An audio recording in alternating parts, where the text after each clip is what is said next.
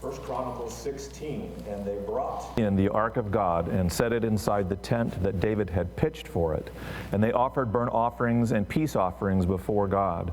And when David had finished offering the burnt offerings and the peace offerings, he blessed the people in the name of the Lord and distributed to all Israel, both men and women, to each a loaf of bread, a portion of meat, and a cake of raisins.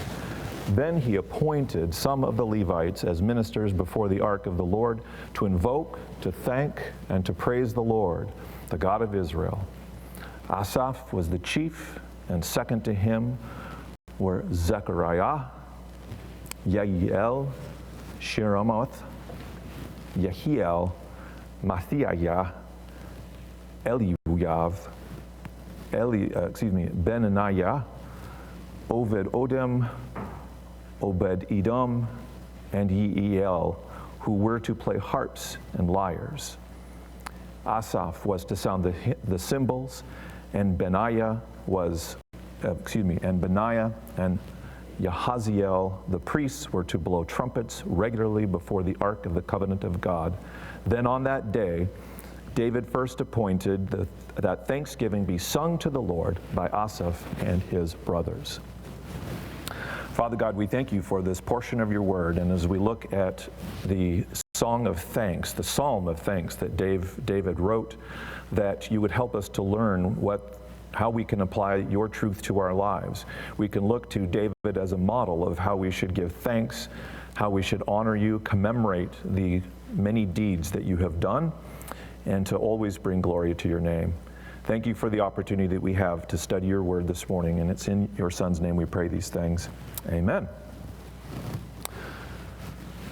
So we don't often dip into 1 Chronicles or 2 Chronicles for that matter, but we are going to look at some passages from there today. And some of the verses that I already read we'll review. So first of all, you see that David was bringing the ark back to Jerusalem. The last time he tried that, it didn't go so well. But now they're really doing something very important, and that is they are making the Ark of the Covenant, which was a symbol of who God was in his presence. That is, once again, it's at the center of their nation. It's a center of their worship. They had wandered away from that. And this is, a long time ago in a galaxy far, far away, and yet we see some of the same principles in our church today, and how our nation and how our church have forgotten who God was. There are individuals who don't really even know who Jesus is, or basic Bible stories, things that used to be part of our cultural fabric and no longer are. So we see that example where David recognizes that God needs to be at the center of everything. And so the ark symbolizes that. It also says they offered burnt offerings and peace offerings. So it's two different offerings before God. And the burnt offerings have the idea of consecration, of setting apart, being holy, not being a part of the world, but recognizing who God is. And the peace offerings symbolize the fellowship with God, the fellowship with who he was, who he is, and who he will continue to be.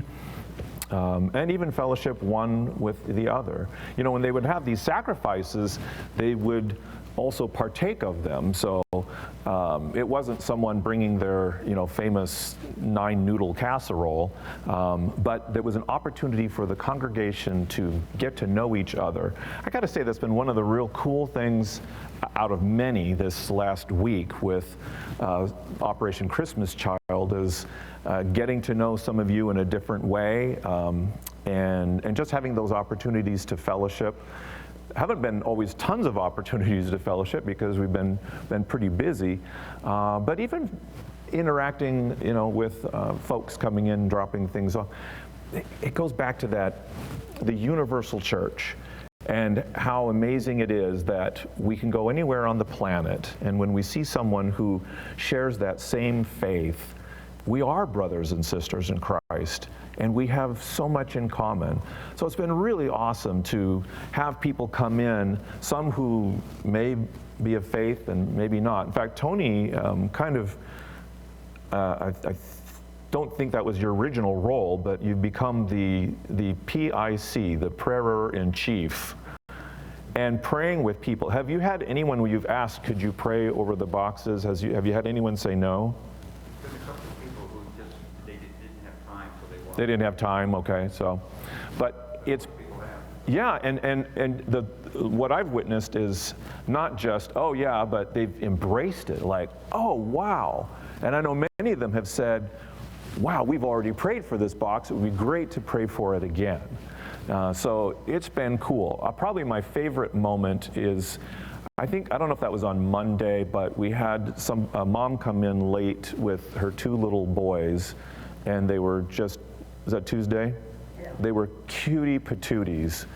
And when the word prayer came out, the 2 boys immediately dropped their heads and folded their hands like, it's like, we're on it, let's do this. It was really cool. And to see that culture developed at such a young age, a culture of prayer, which is so important. We could have a whole message, and probably should, on how important it is to have times of prayer as a family, to have times of reading God's Word as a family. I know growing up with my little brother, when we'd stay with my grandma Krauss, she would always, that was part of her routine. And so in the morning, she'd open up, a King James Bible, and she would read. And as a kid, I just wanted it to be over because it just seemed boring. Should I say that out loud? But it was later in life, and now that she's with the Lord, I missed those moments. I cherished those moments when I saw how active my grandmother's faith was. So God was central to her life as David is trying to get Israel, and probably himself personally, back in focus here. So this is interesting. I put a quote in here, and I forgot to put the attribution. Well, this is a really great quote from someone. This is why you also have hard copies of your notes. Let's see, I think I can find it here quickly. There we go. This is from John Trapp, who was an English theologian. He was Anglican. But he said that these sacrifices, these things, pointed them to Christ, freeing them from their sins, both from the crime and from the curse. And he wasn't talking literally, but in a figurative way. And these, because the crime is sin and the curse is the eternal consequence that we all face if we don't put our faith and trust in Jesus Christ as our Savior. These taught them thankfulness for Christ and all benefits in and by Him. So as we continue on in 1 Chronicles, picking up in verse 8, and some of these verses are going to sound familiar, and you'll think, well, I've never read 1 Chronicles. Why do these sound familiar? Well, you'll find out in a minute, because they do appear elsewhere in the Bible. Oh, give thanks to the Lord, call upon His name, make known His deeds among the peoples. And notice, there's a couple of parts to that. It's, yes, we are to give thanks to the Lord, and we're to turn to Him when we need His help, which would be always, so constantly. But notice that other part, and maybe that's where we struggle. Make His deeds known make known His deeds among the people. Remember in the opening chapters of the book of Judges, when it says after Joshua had died, what does it say? It says, there rose up a generation who did not know God and did not know the things He had done. And that was a failing on the previous generations, the parents, the grandparents. So what are we telling our kids? When I grew up, church was not an option. We never had a discussion, are we going to go to church or not go to church? That should never be a discussion in your house. It's just, it's Sunday, we're going to church. Now in my household, you pretty much had to have a severed limb to be excused from not going to church. No, that's pretty much true. But it was part of our family culture. It was part of what we did. And because if you think about it, if church becomes optional for you, then what message does that send to your children? It tells them that it's optional. And it seems typical that the next generation is, if you're up here with your level of commitment to the Lord and you don't do things right, their level is going to be lower. It's not going to be the same. Does that make sense? And that's just how it's going to continue. That's why we are where we are in our country today. That is why you have young people out on the streets flying Palestinian flags and celebrating a terrorist organization that beheaded babies and put babies in ovens. And they have no clue that that's what's going on. And it's a horrible thing to bring up, but that's the reality of what is going on. This is where sin leads us. Remember, James in the opening chapters gives that whole thing where when sin has conceived, the chain is what? What's the result of sin? Always death. It may not be literal physical death, but it's death of relationship, certainly with God. It always has an impact. Even if your sins are those so-called, those silent sins where nobody knows but you and God, they still affect you, right? Because if you're not in right relationship with God, then that affects your relationship with everyone. With your spouse, with your kids, with your coworkers, with your neighbors, with fellow church members. So if we think we're getting away with stuff, no. You might get by, but you're not going to get away, because the Lord knows our heart better than we do. Ugh. So, make known his deeds among the peoples. Sing to him, sing praises to him. Tell of his wondrous works.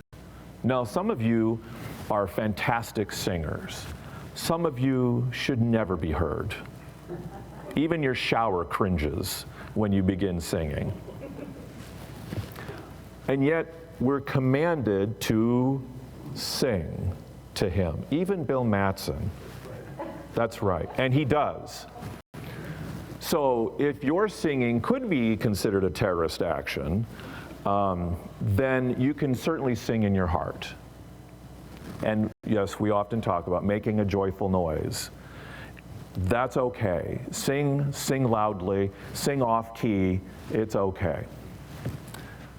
So it makes sense that we take a look briefly at the word for thanks. We banty it about, and as is the case often with Hebrew words, the word for thanks is actually a phrase for give thanks. So it's the thing that we're to do, but it's the command, the action that goes with it. Give thanks. There it is, yada. We've talked about this word before, but in fact it was it was either a devotional or the Monday email that I send out recently. One of those. They all become a blur. But it literally means to throw, shoot, or cast, and in the primary context is shooting an arrow. And of course the thing about an arrow is that an arrow has a target. I was very foolish as a young man. Okay, I've been very foolish, period, but my mom and dad gave me an archery set when I was young. And the community center across the street had free archery lessons. So my dad took me and we both learned how to shoot each other, which I found helpful in my teenage years. So, but I was messing around in the backyard and not respecting the rules of having, which really is a weapon, and I thought it would be fun to shoot an arrow straight up into the air, and it went. I mean, it had some distance there, and we weren't entirely sure where it landed. So let's see. Our house was here. Now, Pam Pella, I don't see you, Pam, this morning. She grew up in the house next to us. So it was her house, our house. We had a Greek family that lived in this house. Then there was a cranky old Mrs. Hackinson who always yelled at us and had a nasty little yippy dog, And that dog would just bark Mrs. Hackinson barked too, but, and then next to their house was this big, we call it the old man's house, because it was behind trees. It was an old mansion, and it was white, it was 2 stories, it was really cool. And everybody in the neighborhood had stories about that house, and how, the old man was gonna get you and all that kind of stuff. And the arrow landed not only in his yard, but it pierced his downspout. And so, of course, we did the right thing and told our parents and went over and confessed. No, we did not. We snuck into the yard hoping that his evil gaze, like the eye of Sauron, would not cast upon us, and yanked the arrow out. I don't know if you ever noticed that he had a hole in his downspout, but got the arrow back. I think my parents still have that arrow. It's in the Hall of Shame that they have, which is very full of my exploits. But the idea of thanks is that it is to be targeted. I mean, thank God be specific when you thank Him. I mean, you can thank Him in general terms, thank you for your love, thank you for your mercy, your grace, salvation. But even then, those are still pretty targeted. So the definition that's used here in 1 Chronicles and in many other places in the Old Testament primarily is this one, but letter C, to give thanks. So that action there, to laud, to praise, to confess, even confessing the name of God. Let me ask you this: when it says confess, how would you say that is an expression of thanks?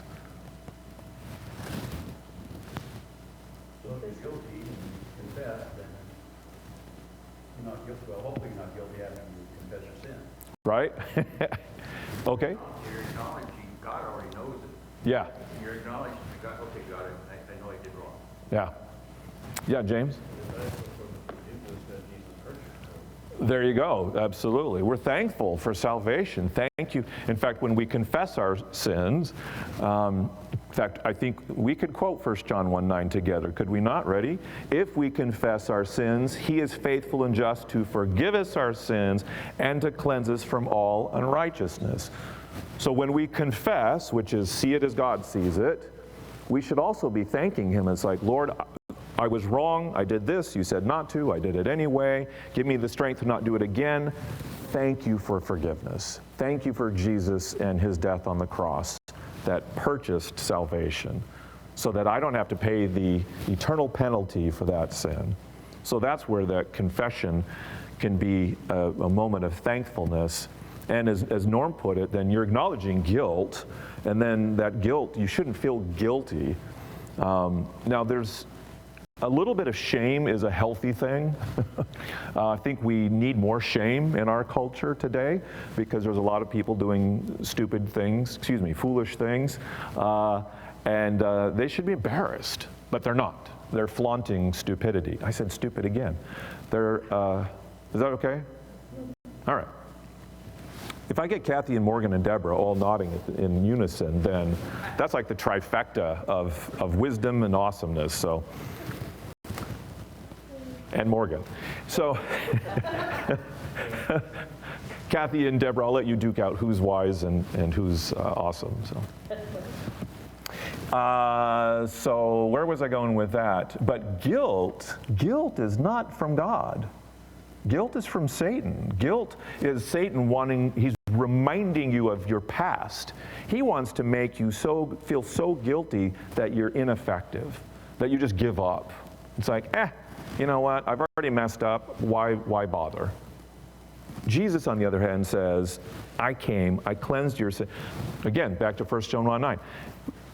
It says that forgive us, I have to do it from the beginning. If we confess our sins, He is faithful and just to forgive us our sins and to cleanse us from all unrighteousness. That's amazing. Not an excuse to sin, and yet the Lord graciously, mercifully gives us a clean slate. Let's continue. Verse 10, glory in His holy name. Let the hearts of those who seek the Lord rejoice.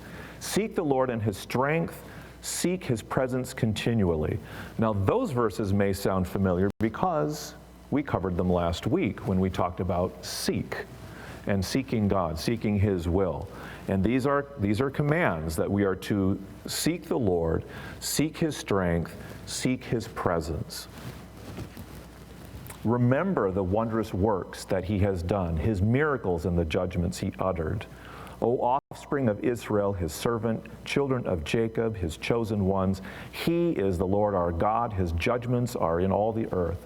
Remember his covenant forever, the word that he commanded for 1,000 generations, the covenant that he made with Abraham, his sworn promise to Isaac, which he confirmed to Jacob as a statute, to Israel an everlasting covenant, saying, to you will I give the land of Canaan as your portion for an inheritance. Well, if we understand that verse, we understand the current conflict over in Israel, do we not? And why we should support them and why they have the right to be where they are and to protect their nation, because God gave it to them.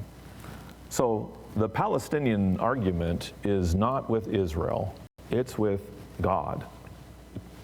So good luck on winning that one. Verse 19, when you were few in number, of little account, and sojourners or travelers in it, wandering from nation to nation, from one kingdom to another people, he allowed no one to oppress them. He rebuked kings on their account, saying, touch not my anointed ones, do my prophets no harm. Then we get another imperative here. Sing to the Lord, all the earth. Tell of his salvation from day to day. Declare his glory among the nations, his marvelous works among all the peoples. For great is the Lord, and greatly to be praised, and he is to be feared above all gods. For all the gods of the peoples are worthless idols, but the Lord made the heavens. Splendor and majesty are before him. Strength and joy are in his place.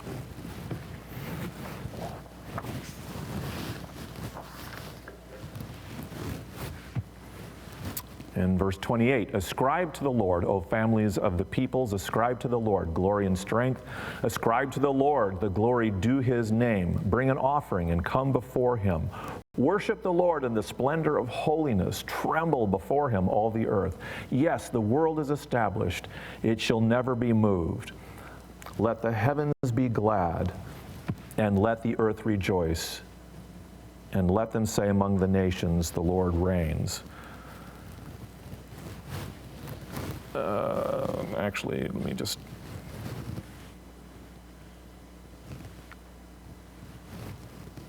making sure I was staying on track there. Let the sea roar and all that fills it. Let the field exult and everything in it. Then shall the trees of the forest sing for joy before the Lord, for he comes to judge the earth. Oh, give thanks to the Lord, for he is good, for his steadfast love endures forever. So we're going to do something a little differently, and that is read the next passage together as a congregation. So the words in orange, I think they'll look orange. Let me just double check. Kind of, not really. And I'll read the words in white. So, say also, God is our salvation, and gather and deliver us from among the nations, that we may give thanks to your holy name and glory in your praise. Blessed be the Lord, the God of Israel, everlasting to everlasting. Then all the people said, amen, and praised the Lord. Now, one thing that's really cool about this passage is that I mentioned earlier that some of it may sound familiar to you. Well, it sounds familiar because you can find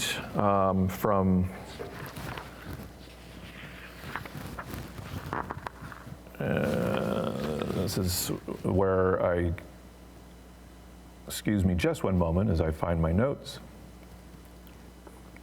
But there's a good chunk of 1 Chronicles 16 that you'll found in 3 of the Psalms. And the 3 Psalms that you find them in are what we call orphan Psalms. So they're Psalms that don't have anyone, they're kind of anonymous, if you will. Sunday night, was that a couple weeks ago, we talked about Psalms and how, of course, David is the one that gets the credit for most of them, but there's a handful that we don't know specifically who wrote them. But this gives us a clue about three particular Psalms that were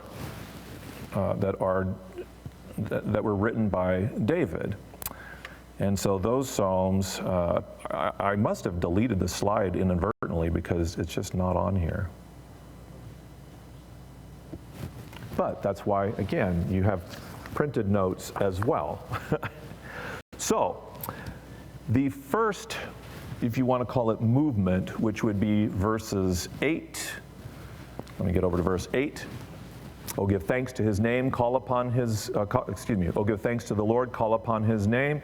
Sound familiar? Well, it should, because if you don't have to do this, but if you went to Psalm 105, you'll find that the first 15 verses are pretty much identical to verse 8 through 22 in 1 Chronicles. Verses 23 through 33 of 1 Chronicles 16. Get over to verse 23. Sing to the Lord, all the earth, tell of his salvation from day to day, etc., etc. So verses 23 through 33, you will find those in Psalm 96, 1b through 13a.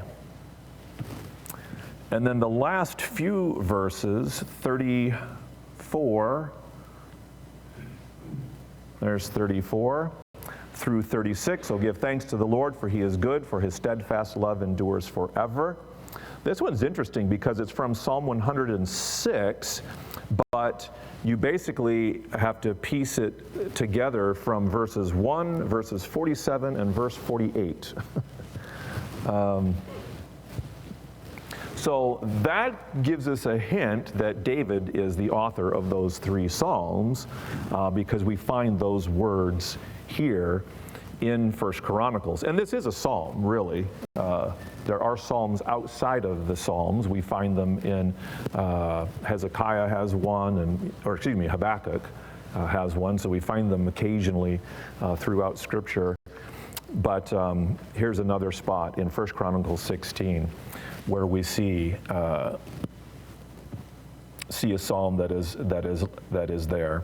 So the verses that you guys read, that we read together as a congregation, when we look at these and what they're saying, it's crying out to help. Now again, these are psalms that were specific to Israel, to God's chosen people, and yet we can look at them and find application that the idea of giving thanks, in all things. And we see these themes repeated in the New Testament, certainly.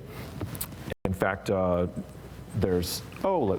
Paul mentions it a few times, but what would you, don't look where I'm turning, but what would you say would be some of the key verses of thanksgiving from the New Testament? Anyone? Just yell it out. Exactly. So, for example, when we're told to give thanks in all things, remember where that is?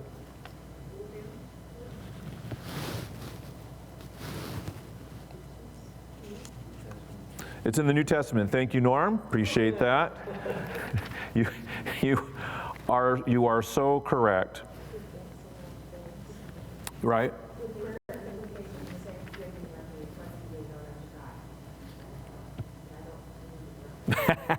No, that's excellent. That's very good. Look, there are several passages that obviously are going to cover that.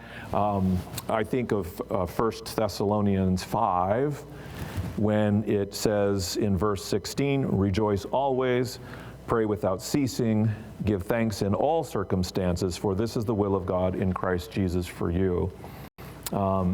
Any other passages? I know it's hard to remember the addresses sometimes. I can, quote them. So we see these same concepts reiterated in and emphasized really in the New Testament. We are to always be thankful. What I'll give you one more opportunity to share just a little bit here, but you guys offered several things of being about what you were thankful for. Can you give me some short examples of things that were not fun, that were painful in your life, that were challenging, and yet you're thankful for them now, even if maybe you weren't then? But I mean, some of you, like Carol and others, really said something along those lines. But a few examples, anyone? Yeah, Laura. When I graduated from college, I took a job teaching in Cheney, Washington. And it was the most awful experience I ever had. I went into school at the middle of the year, following band, and I had really no individual classes. And so during spring break, I was home, and I was at my parents' house, and I knocked on the door, and somebody handed me a letter saying that I was not going to be retired. And I thought that was a devastating experience. However, that made me more willing to be able to answer God's call to go to the mission field, which are a mission student. Yeah. So it was a bad experience, but it was really a very good experience in the long run. Yeah. Awesome. Thank you. Thank you for sharing that. Brian, Linda, Nicole. And we're going to get the mic over to you. So. My worst experience in my life was when my mom died.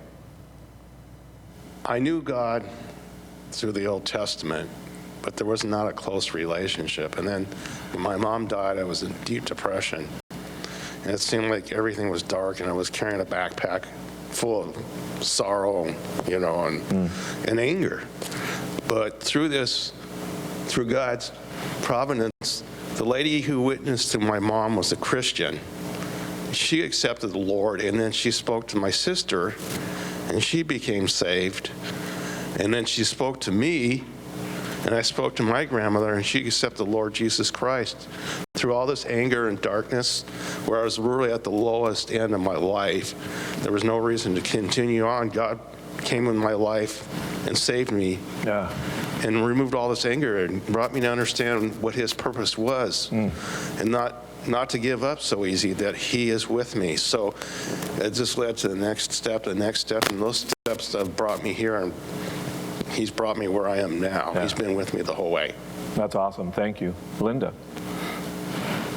When Stephen got run over by a car and was out of work for 9 months, it was not the easiest time, but it was the time when God taught us that he was taking care of us. We lacked nothing, and he was very real. Yeah. Awesome. Thank you. Nicole?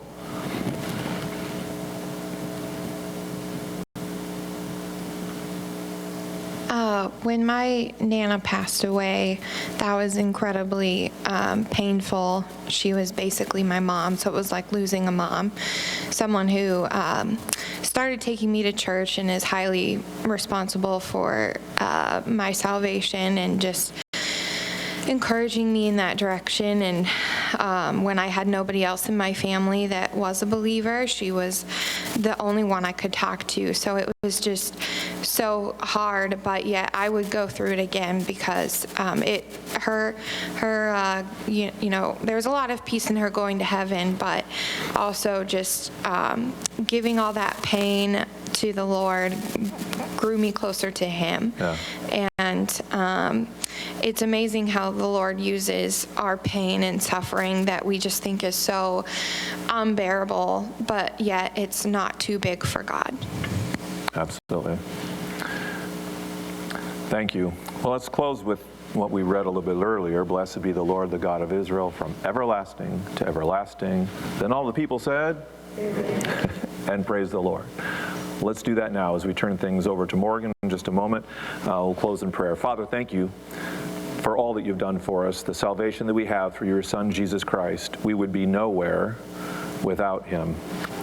And in fact, we would spend an eternity in hell, in eternal damnation, if it weren't for the supreme sacrifice that you made through your Son, through Messiah. Lord, thank you for everyone that is here today. We all come with different challenges and baggage and health concerns and relationship concerns, and yet we know that you are a God who does care. As was mentioned earlier, you're a God of details.